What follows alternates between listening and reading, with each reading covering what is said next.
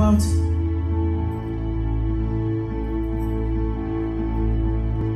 eternal life.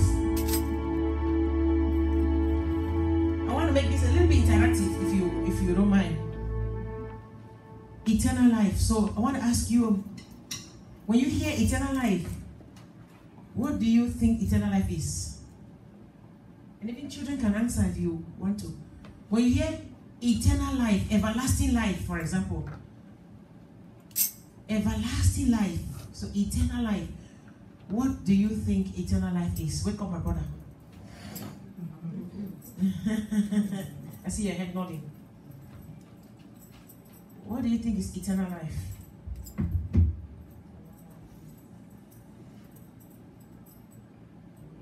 I want to share with us something I also just learned, and I didn't also know about eternal life. What is eternal life to you? Living forever when your soul never dies. Okay. Living forever when our soul never die. Okay. What does that mean again? Can you go further? When it says you live forever, can you live forever? Our body cannot live forever, but our souls can. Okay. Or is it the soul or the spirit? Can live forever. So even though this is just like a shell that this soul loses. So when this dies, the soul never does. Okay.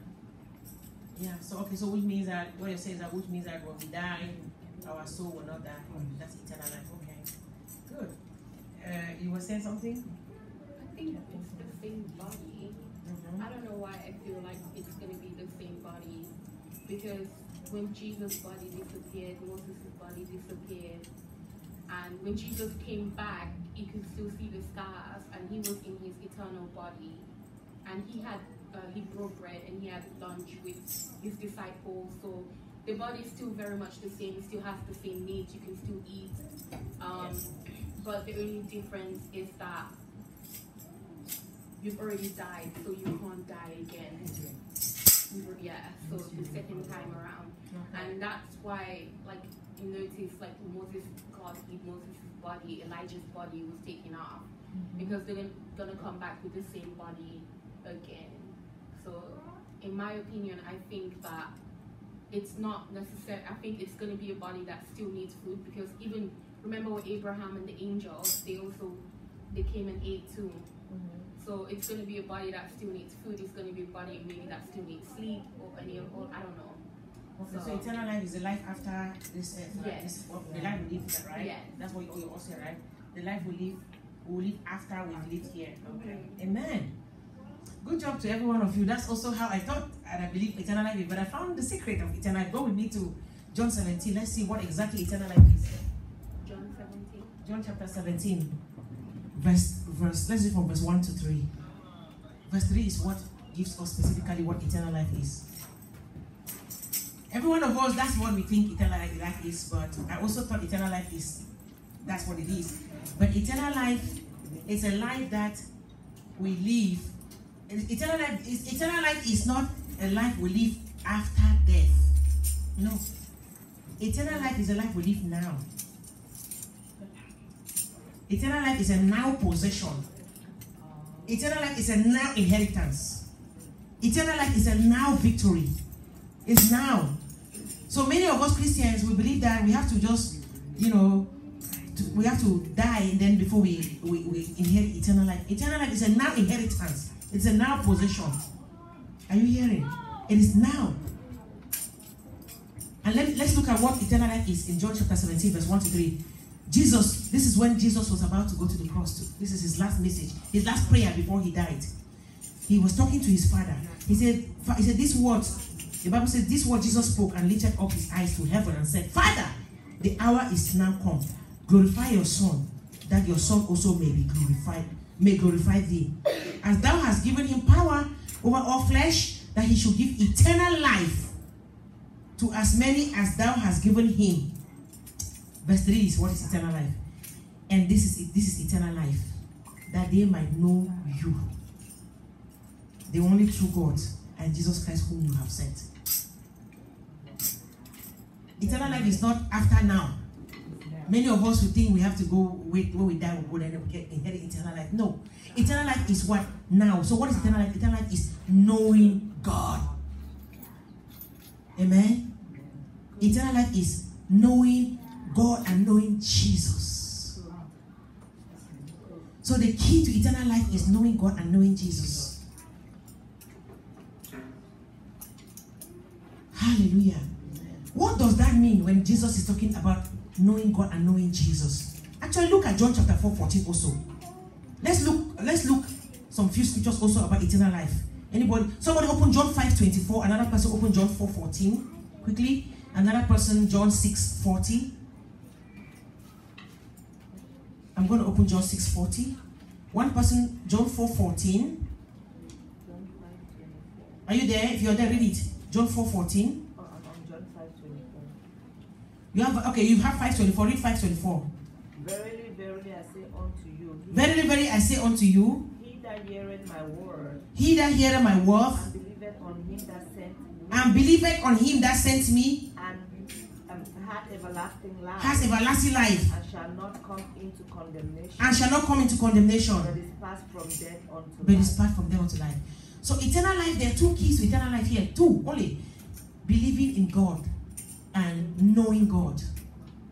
So knowing God the Father, knowing God the Son, and of course the Holy Spirit, because you cannot separate one from the other. Amen. Knowing Jesus, knowing the Holy Spirit, knowing God the Father, and believing in Him. Those are the keys to eternal life. And when you have those two keys, you will inherit the eternal life on this earth. You begin to possess the possessions. You begin to inherit the inheritances, the benefits of eternal life. Who has 4:14? But whosoever drinketh of the water that... And this is 4:14 is who is speaking there? John the Baptist. Oh no, Jesus, sorry. Jesus speaking to the Samaritan woman, right? By the way, but whosoever drinketh of the water... Whosoever drinketh of the water that I shall give him shall never thirst. But the water that I shall give him shall be in him a well of water springing up into everlasting life. You see that? So if you drink of the well, the drinking of the well is knowing Him, believing in Him, you shall never thirst, which means the benefit shall follow. The benefit shall follow. The key of blessing is having it, going after eternal life. He said, whosoever, this is Jesus talking, whosoever shall drink of this water shall never thirst. You shall have eternal life, everlasting life. Their life shall be a well of water springing up, everlasting. So there shall be a springing up of blessings. Whatever you want, it shall be springing up. How do you drink the water? Is by knowing Him and believing in Him. Who has John 6:40? This is a powerful revelation. I feel His power in the house. His presence is right here with us. How many of you know when you're talking about Jesus or when you're studying about Him, He comes? How many of you know that? Every time you begin to talk about Him, He shows up. Talking about Him, reading about Him, trying to know about Him brings His presence. So just imagine if you want to be in His presence 24/7, let your mind be continually focused on Him. Even as you're driving, you're not thinking about the problem that you had yesterday. You're not focusing on the money that you're going to make at work. You're not focusing. I'm not saying you should despise them. Don't negate them. They're important things, but you don't focus more on them. As you focus more on Him. As you're driving, you're listening to worship. You're worshiping Him. You're thinking about His goodness. You're being in the Spirit. The Bible says, "Be in the Spirit always." That's being in the Spirit. You're invoking His presence. Every time you think about Him, every time you're talking about Him, you begin to feel. You feel it in your body. Or you feel something. No, you feel heat. You feel fire. But yeah, His presence will just show up. And in His presence, there's liberty. There's fullness of joy. Many people fail in life because they don't have His presence. And you have the power to invoke His presence at all times. Who has 6:40? John 6:40. Mm-hmm. And this is the will of Him And this is the will of Him that sent me. that sent me. That everyone which seeth the Son that everyone who seeth the Son and believeth on him may have everlasting life. life. And I will raise him up At the at last day. Thank you. I love the fact that you have my Bible. King James Bible. I like it. I love that's the best Bible. The old one. Hallelujah. Amen. So you're reading that is directly from my, it's the same like similar to my own Bible. Hallelujah. Amen. He says, whosoever, he said this is the will of the Father who sent me, Jesus. This is Jesus talking, the Son, that whosoever shall believe in me, Jesus, will have everlasting life. It still goes to confirm the things we talked about, believing and knowing God. That's everlasting life. So from this day forward, change your perception about everlasting life. Everlasting life, it does not begin after you have died. It begins now. It's in your inheritance now. It's in your possession now. That's eternal life. Hallelujah. The last one is 647. 647. I may just read that one. Verily, verily, I say unto you, he that believe on me hath everlasting life. There's so many scriptures about everlasting life. What is everlasting life? And you guys, I just wanted to brought our understanding more to amen. So you don't think that I'm just speaking my own thing from my own, I'm giving you many scriptures to see what Jesus means by eternal life. Hallelujah. Hallelujah. There's no place in the Bible that it says that eternal life is only after you have died. Even though John chapter 3:16 also says, for God so loved the world that he gave his only begotten Son. Whosoever believe in him shall not perish, but shall have eternal life. Yes. It is said, whosoever believe in him and die shall have everlasting life after death. Many people misquote the scripture. I just learned it myself. Whosoever believe in him shall not perish, which means shall not perish means what? You cannot fail in life. Like Jesus talked about, I'll give you the living water. You cannot fail in life. But you will have eternal life, which means you will always be successful in everything that you do. Amen. So what is knowing God? What does God mean when he says, when we just read in the scriptures that eternal life is to know God? In John 17, Jesus said that eternal life is that they may know you and know me. What is that? What is that knowing God? Knowing God is knowing, knowing his word. But most particularly, I will break it down to an even more understanding way for us, so that the children can also understand. Children, are you listening? You must listen, focus. Knowing God, knowing the word of God is knowing his ways. Because the word of God, if we leave it at the word of God, the word of God it comprises of his ways and his powers. But this knowing God that we are talking about that gives you eternal life is not focusing to know his power. It's to know his ways. So eternal life is to know the ways of God. Jesus wants us to know his ways. Because as his Father is, so he is. If we know him, we've known his Father. Remember he told the disciples when they said, show us the Father. He said, how can you ask me to show you the Father? He said, when you have seen the Father, I am like him, I'm him. So if we know Jesus, we've known the Father. He wants us to know his ways, because guess what? It is his ways that brings the power. Many Christians, most of us, we focus on the power of God. We focus on the breakthrough. We focus on the deliverance. We focus on the miracles. We focus on the testimonies. But no, that's not what Jesus wants us to focus on. He wants us to focus on knowing his ways. What is his ways? What do we mean when we talk about ways? Ways means his personality. Ways means his characteristics. His character. Amen. Ways means understanding what he likes. Knowing ways means having an intimate personal relationship with Jesus. Let me just summarize it like that. Knowing his ways means having a personal, intimate relationship with Jesus. Look at quickly Genesis 4 verse 1. Genesis chapter 4 verse 1. Let's look at the definition of that knowing. Know my ways. Genesis chapter 4 verse 1. I will read. The Bible says, and Adam knew. Knew is the past tense of know. Are you hearing? Am I correct? Yeah. Knew is the past tense of, right, Prince? Small Prince. Knew is the past tense of know, right? Okay. What's the past tense of know? Knew. So look here. And Adam knew Eve, his wife. Look at what followed after that. And she conceived and bore Cain and said, I have gotten a man from the Lord. So you see the benefit of knowing? Adam knew him, knew the wife. Knew here does not mean Adam just knew Eve mentally or psychologically. Adam had a personal relationship with Eve. Are you hearing? And then when that happened, you saw the blessing that followed. There was a conception. Conception is a miracle. There was a testimony. When you know him, miracles will begin to follow.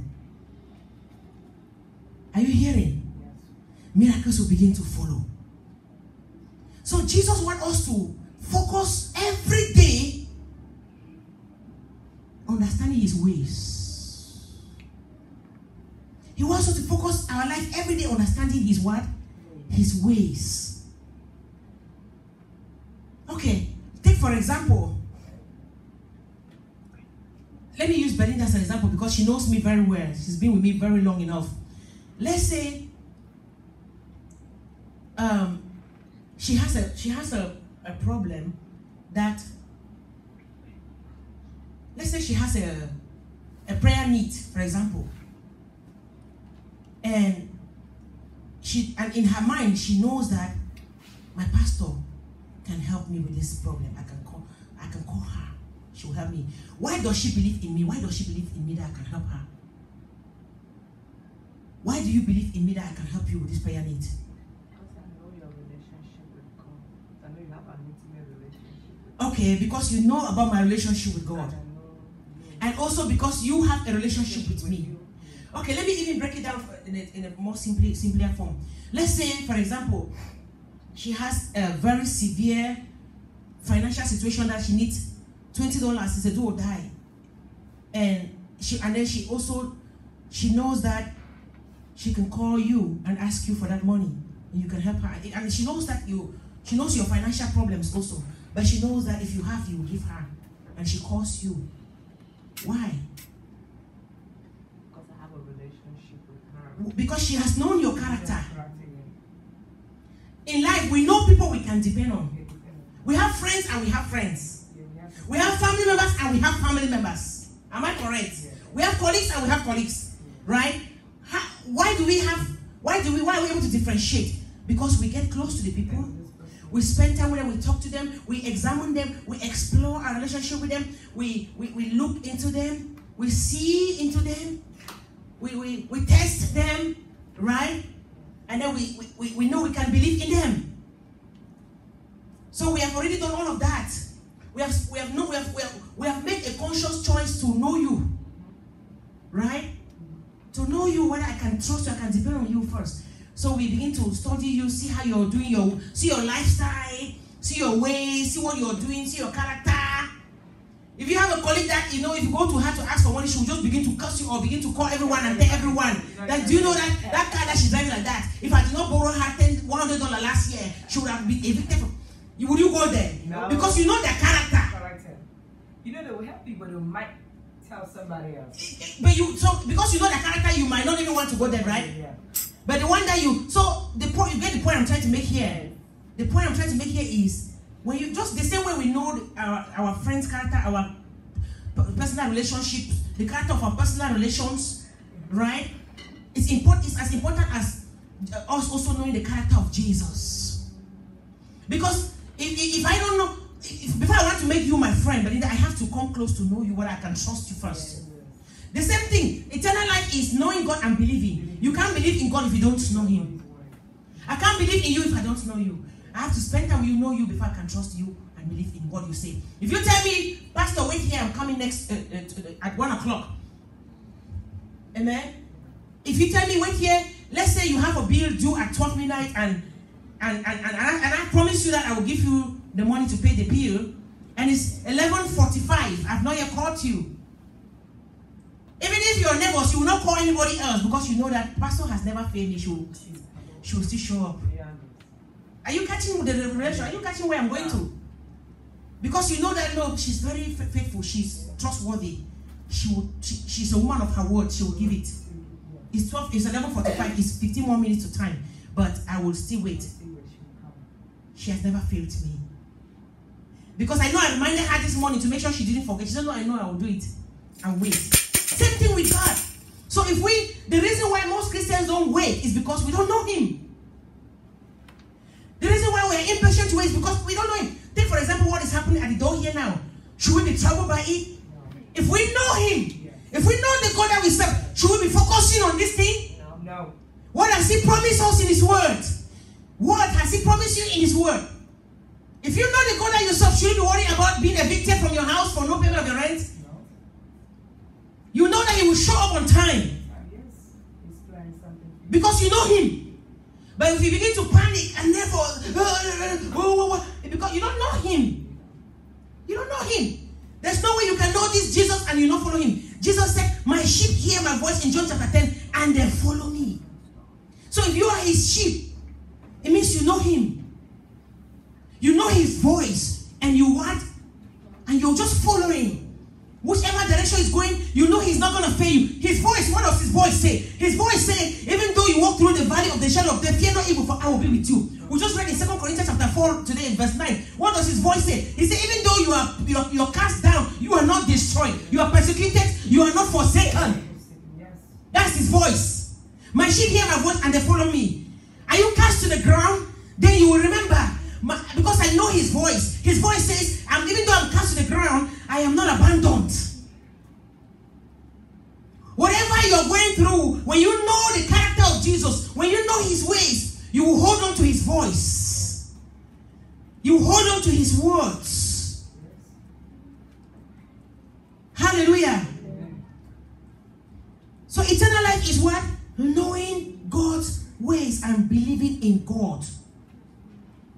What are some examples? We'll take a few examples of knowing God's ways. What I want you to do from this day forward is seek to know His ways. In other words, when you open the scriptures and you're reading the scriptures, don't focus on the power of God. Don't focus on the miracles that He did. Focus on His behavior.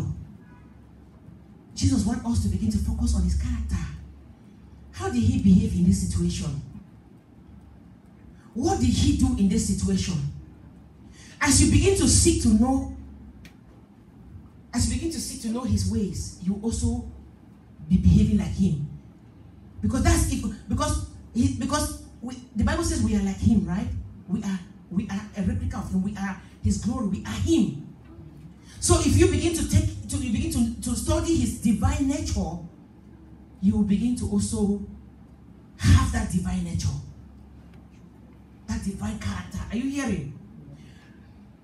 Psalms 103 verse 7. Look at Psalms 103 verse 7 quickly before we go into some few ways of God. Psalm 103.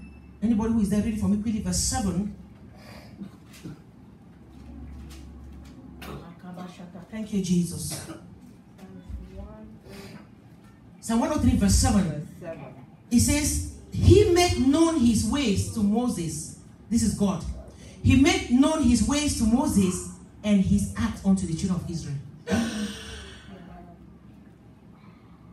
I just found out in the Old Testament, God chose to show His ways only to Moses. I used to misunderstand this scripture. I used to think that the children of Israel, they were the ones that decided not to know His ways. No, He made known. They didn't say Moses knew His ways. He made known, because Jesus said, I will do with whom, whatever I want to do with whom, according to how it pleases me. He made known His ways to Moses alone. In the Old Testament, before Jesus came in the flesh and died, Moses was the only one privileged to know His ways. Israel only knew His act. They didn't have that privilege. That's why they misbehaved so many times. Moses was the only one that knew His ways. And Moses was trying to teach the ways to the Israelites, but it was not easy. They could not understand it because they had not also received the Holy Spirit. Jesus came, and then look at, that's why Jesus, when He was praying, the last prayer in John 17 we just read, He told God, He says, glorify your Son back because I've obeyed your word, I've kept to your word. I've done what you asked me to do. The reason why you brought me upon this earth, you brought me here so I can teach people eternal life, which is knowing your way. Moses could not teach them. They didn't have the Holy Spirit. It was difficult. God sent Jesus upon this earth to teach his ways to the people, to you and I, to give us that eternal life. That was eternal life. Israel lacked in the Old Testament. And we all, now all of us, we have the privilege. He has made it available to every one of us. That's why he torn the veil. He has made it available to every one of us to know it. That's why he has given us his spirit. Are you hearing? To teach us his ways. So any child of God, any Christian now that does not know the way of God, it is your choice. It is a choice. You can begin to learn his ways every day. He will show you his ways. He will show you his ways. If you go after his ways, he will show you, and then the powers, the act will follow. The miracles, the testimonies will begin to follow. Are you hearing? So let's look quickly at some benefits, some of God's ways. Genesis chapter 2 verse 18.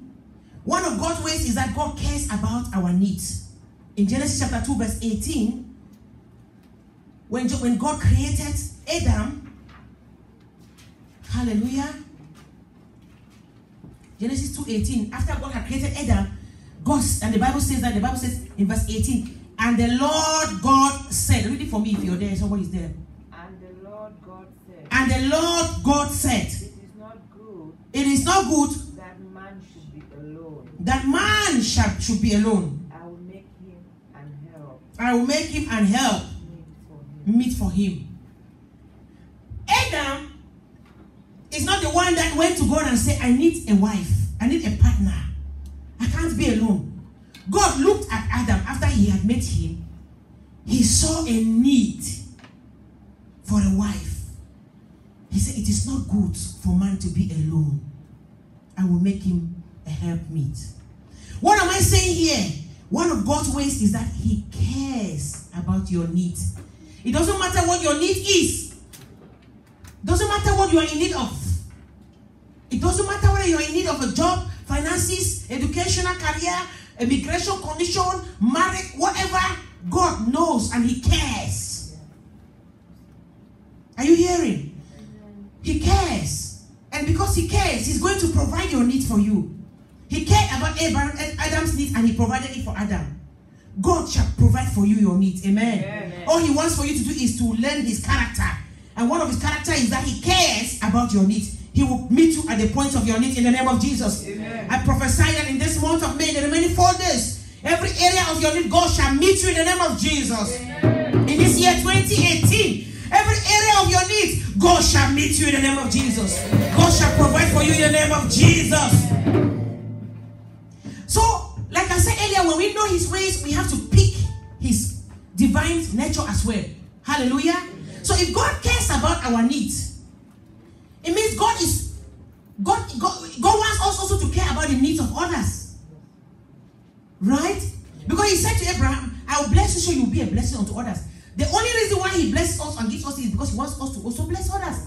So if he cares about our needs and if we pick his divine nature, it means we have to also care about others' needs. Hallelujah.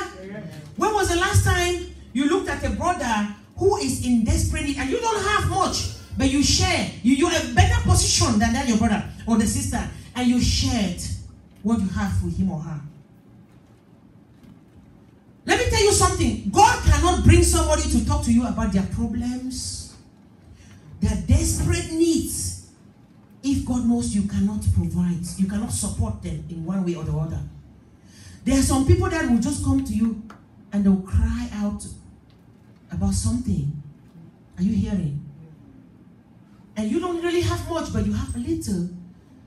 It takes a lot of sacrifice to have God's divine nature.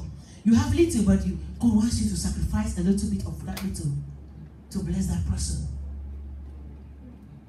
It shows him that you've taken his divine nature. You care for the needs of others. I used to ask this in the church here. In the church, I used to ask every one of you, because I know there was some time that I know in the ministry, of course, everybody loves to give to the pastor. They like to bless the pastor. They buy pastor all this nice stuff. I thank you very much. I love them. I'm enjoying them. I asked one time, I said, when was the last time you picked a sister in the church and bought that sister something that you know that sister is also in love? God put in your heart. Like God put in our sister's heart to bring this. God put in her heart. We were in need of it. He cared about our needs and he put it in her heart to bring the TV. Are you hearing? There are some times that Jesus put in your heart to bless somebody in the church. Maybe it's just as small as giving that person $20 to put gas in the car. Jesus may say, just give this person $10 today. You don't even know what that $10 means to that sister or that brother. Did you do it or you like no? You in your heart you just think, no, I have to bless only the pastor. God said, bless by the sister today. Pastor may be in need, but the sister is in more need. Are you hearing? I want you to begin to listen to his voice. He said, my sheep hear my voice and they follow me. When you know his character, that he cares about our needs, and we pick his divine nature by showing care to other people, by being sensitive to others' needs as well, then we are knowing God's ways and we are having eternal life. I pray for you that from this day forward, you begin to hear the voice of God and you begin to be sensitive to the needs of others also in Jesus' mighty name. Amen. Hallelujah. The second point I want to mention about God's ways. There's so many things. When you begin to read the scripture, you begin to see his ways. You're going to begin to learn his ways. I pray for you that as you leave this church today, every time you open the scripture, you will search for his ways. Yes. You will search to know him more. Yes. And the more you search for him, the more you will know him. And the more you know him, the more you will drink of that everlasting water. The more you will possess your eternal life upon this planet and in the name of Jesus. Your eternal life will begin here, not in heaven. It will begin here in the name of Jesus. The second one and the last point, I want to talk of us. I'll talk to two more points. I'll speak to two more points. The second one will be, God is not vindictive. He is a forgiving God. That is his character. He is not vindictive. Open quickly to Luke chapter 9, verse 51 to 56. Anybody who is there, you read it for me. Luke 9, verse 51 to 56. Praise the Lord. Our God is not vindictive. He is a forgiving God. That is his character. And we must speak his nature. We must speak his character. As we begin to seek to know him, we'll begin to learn his character. He is not a vindictive God. Luke 9, verse 51. Verse 51 to, yes, read from 51 to 56. And it came to pass. And it came to pass. When the time was come. When the time was come. That he should be received up. Sorry, Luke 9, hold on. Verse 51, right? Yes. Okay. Sorry, I wasn't. Okay, carry on. And it came to pass, yes. When the time was come. When the time was come. That he should be received up. He steadfastly. Set his face to go to Jerusalem. Set his face to go to Jerusalem. And sent messengers before his face. And sent messengers before his face. That they went. And entered into a village of the Samaritans to make ready for him. And they did not receive him. But his face was as though his face was as though he would go to Jerusalem. Yes. And when his disciples James and John saw this, they said, Lord, wilt thou that we command fire to come down from heaven and consume them, even as Elias did? But he turned and rebuked them and said, Ye know not what manner of spirit ye are of. You know not what manner of spirit you are of. For the Son of Man is not come to destroy men's lives. For the Son of Man is not come to destroy men's lives. Save them. But to save them. And they went to another village. When we look at this, I said Jesus is not vindictive, but he's a forgiving God. When we look at this scripture that we just read, Jesus sent the disciples, right? He sent the disciples to go and prepare him a place, right? But he was not received. Right? He sent them to go into a city to prepare him something, right? But they did not receive. The people in that city, they did not receive him. They rejected him. And what did the disciples say? Because the disciples, they are like us. Right? Before they were like us, they had not learned. They said, let us call the fire of Elijah to consume these people. Let us destroy them for rejecting you. He said, what kind of spirit do you have? What kind of spirit do you carry? He said, I've not come to destroy, but I've come to save. Are you hearing? In other words, Jesus is not walking. You know, in the Old Testament, it was the spirit in those days was an eye for an eye. You slap me on this cheek, I slap you on that other cheek. You do me evil, I do you evil. You reject me, I reject you. Even further, even more, harder. Are you hearing? That was it in the Old Testament. But Jesus asked them, he said, what spirit do you have? Because he has come with a different spirit, the new covenant. He said, what spirit do you have? I've not come to destroy anymore. I've come back to save. Let me ask you and I a question. When you and I, we are like the disciples. When we go into places and we are rejected, what do? Do you just walk away and pray for the people and still laugh and smile with them? Okay. Okay. What kind of spirit, Jesus asked you, what kind of spirit do you carry? Do you carry the spirit of the old covenant or the spirit of the new covenant? The disciples said, let us call God the fire of Elijah to consume these people. How can they reject you? When you are rejected, when people hurt you, when people deny you something, all you and I want to do, we want them to also fail. When people make you to fail, when they fail, most of the time, we even set trap for them to fail. Yes. Most of the time, when I say trap, we can even call somebody that we know that is a superior to them to bring them down because they fail, because they make us fail. Are you hearing? So that's vindictiveness. But Jesus is very forgiving. The opposite of being vindictive is being forgiven. He has a nature of forgiveness. The disciples, if it was only the disciples, they would have destroyed them. Jesus is saying to us, when we are rejected, it is not in our place to pay evil for evil. He wants us to be the salt of the world. Let us begin to learn about his character.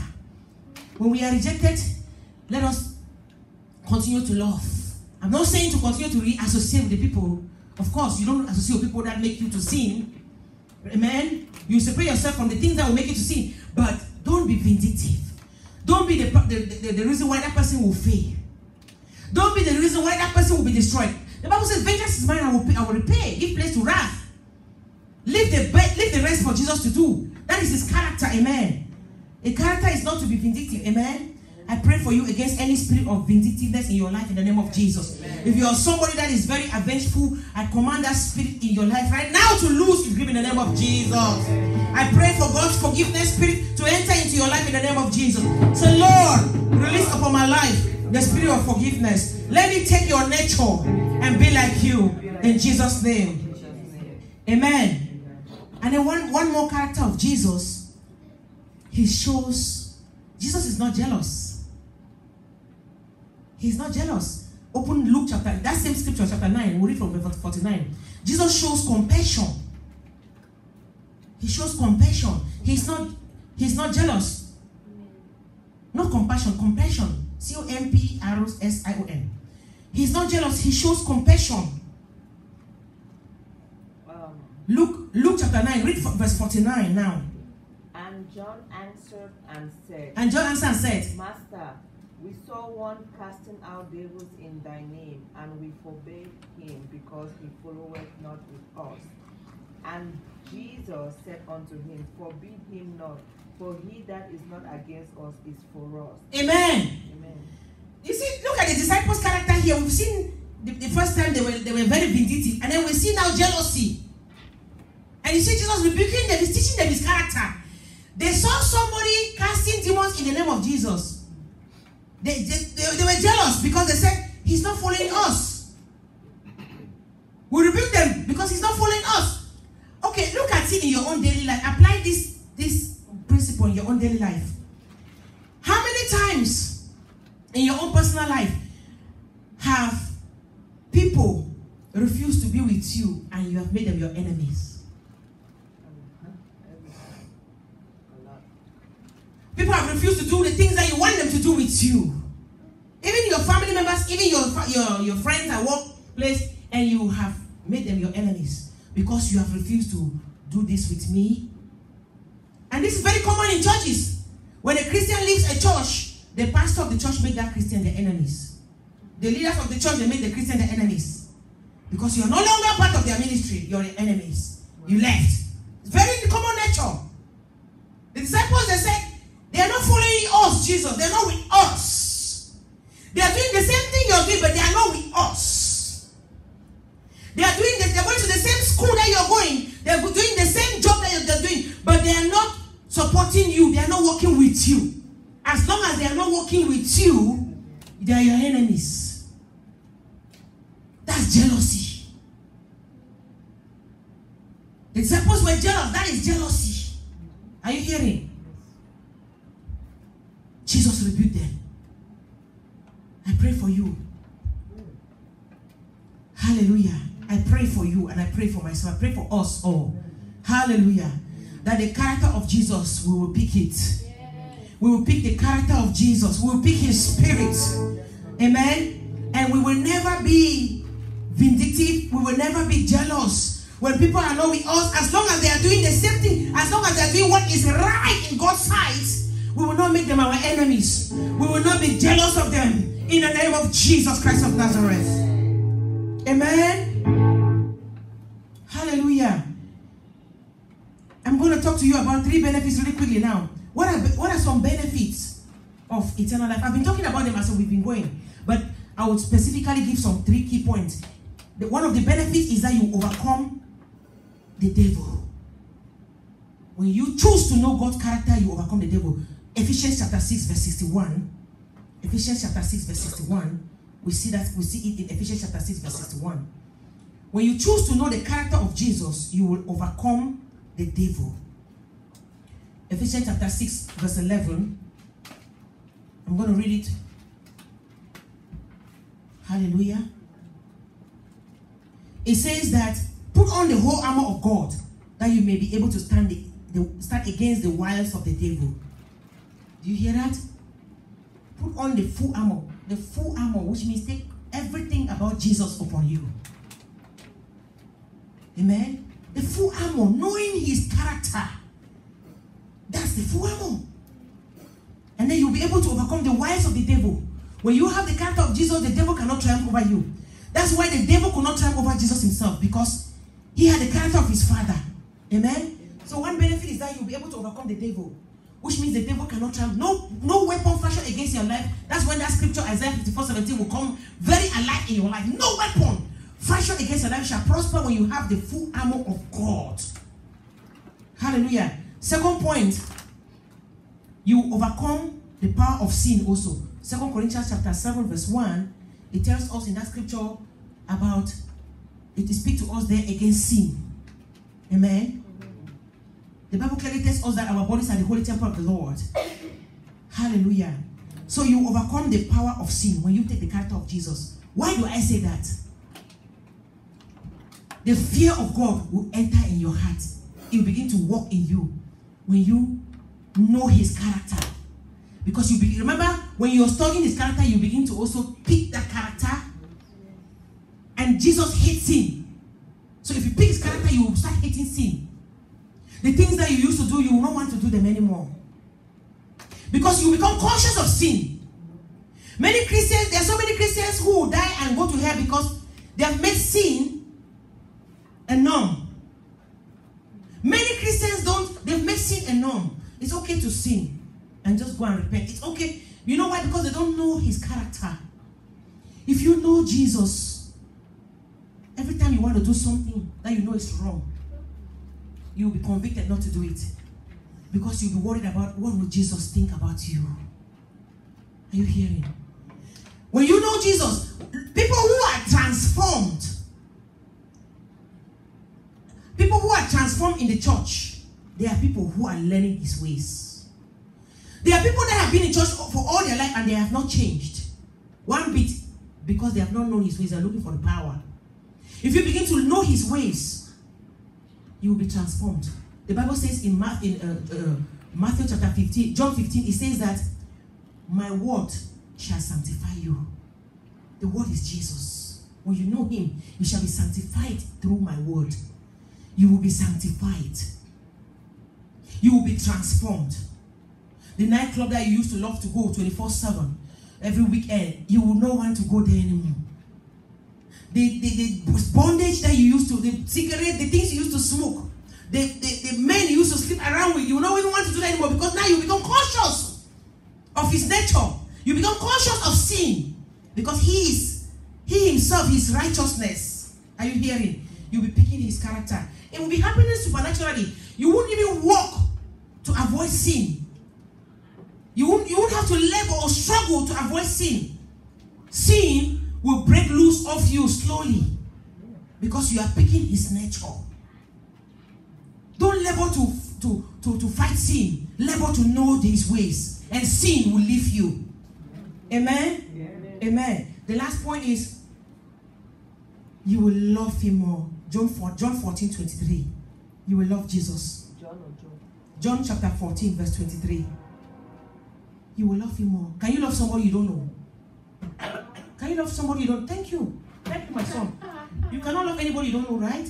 Even your husband, you marry a man or you marry a woman, you want to love the person before you fall in love with a partner. Don't you have to know them? Yes. So how can somebody, let me ask you a question, truly check your heart and ask yourself, do you really love Jesus? Do you really love Jesus? Many people just easily verbalize, I love you, Lord. I love you, Jesus. Oh, you are the sugar in my tea. Do you really love him? You are the honey in my bread. The butter. Do you really love Jesus? Okay, look at what he says in John 14:23. Are you there? Is it 27 or 23? 23. John chapter 14. Verse 23. Yeah. Jesus said, if a man love me, he will keep my words. Are you hearing? And my Father will love him, and we will come unto him and make him our abode. That's powerful. Do you really love Jesus? Are you keeping his word? So the key to know if you love Jesus is ask yourself, examine yourself. Are you keeping to his word? Like we just read here, his character. His character, he rebuked the disciples. He taught them how to have his character. Are you keeping to his word? Are you keeping to his word? If you're not keeping to his word, then you don't know him, you don't love him. Because he says that if you love me, you will keep to my word. Many people, they love him from their mouth. They don't love him in their hearts. Let Jesus, and the Bible says that God is not moved by our countenance, he's moved by our hearts. Let Jesus begin to see you love him from your heart. And the way for that to happen is for you to begin to obey his words. Do the things that he asks you to do. Stand on your feet. And he says, and me and my Father will come and dwell in you. Imagine God, the Father, the Son, and the Holy Ghost making you their abodes. They make your life their house. They make your body their temple. Can the devil stand against you? No. Can anyone challenge you? That's when the scriptures become alive. Greater is he in me than they against me. Many a times some of the scriptures we speak, they are not effective in our life because we are not living according to the words. Me and my Father will abide in you if you keep our words. And that will show us, and if you keep our word, it means you love us. We cannot abide in you if you don't love us. And if you love us, you must keep our words. My sheep hear my voice, they follow me. They will abide in you. The devil cannot stop you when Jesus abode in you. The devil cannot stop you. Who can challenge God? Who can stand before Jehovah? Who can say a thing in your life and it comes to pass? If Jehovah has not ordained it, who can curse you? If Jehovah has blessed you, if Jehovah dwells inside of you and he has blessed you, who can curse you? Nobody. But the key to eternal life is knowing him and believing in him. You cannot know him. You cannot believe in him if you don't know him. You cannot love him if you don't know him. You have to know his personality, his character, to live this eternal life. Open your mouth and just begin to pray. Take 1 minute and begin to pray. You've heard the word of God this morning. Pray to the Lord. Lord, I want to know you more. From this day forward, teach me to know you. Holy Spirit, open the scriptures. Every time I'm meditating the scriptures, let me know the character of Jesus. Because you have given me the privilege to know you. In the old days, Lord, it was only Moses that you made known your ways.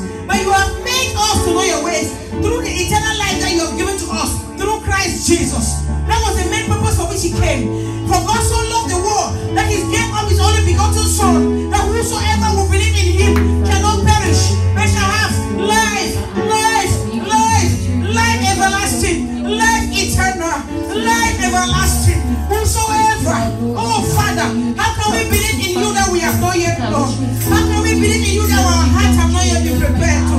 Lord, prepare our heart from this day forward. Prepare my heart, Lord, to know you more, Father. Oh, Shakatabasa. Prepare my heart not to focus on the ways, on the acts, Father. Not to focus on your power. Not to focus on the blessing. But to focus on what pleases you. To focus on your ways, Jehovah. Lema Sabashoto.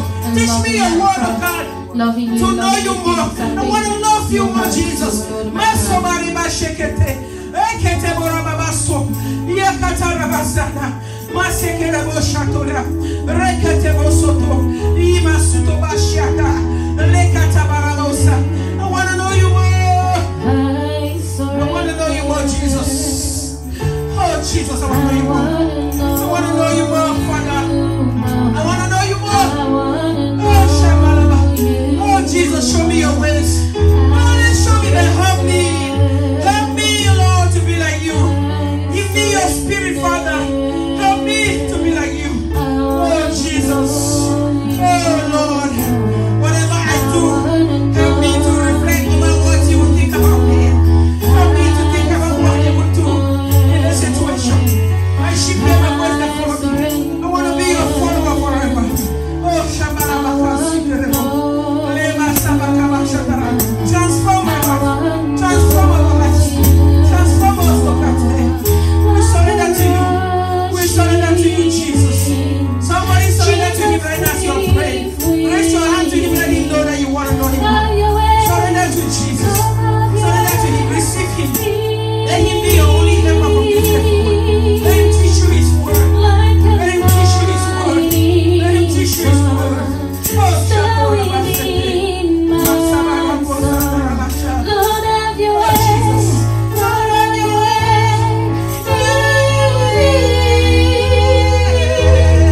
I surrender. I surrender. I want to know you more. I want to know you more. I surrender. I surrender. I want to know you more. I want to know you more. I surrender. I surrender to you, Jesus. I want to know you more. I want to know you more. If that is your prayer, come forward quickly. Let us all pray to God on his altar.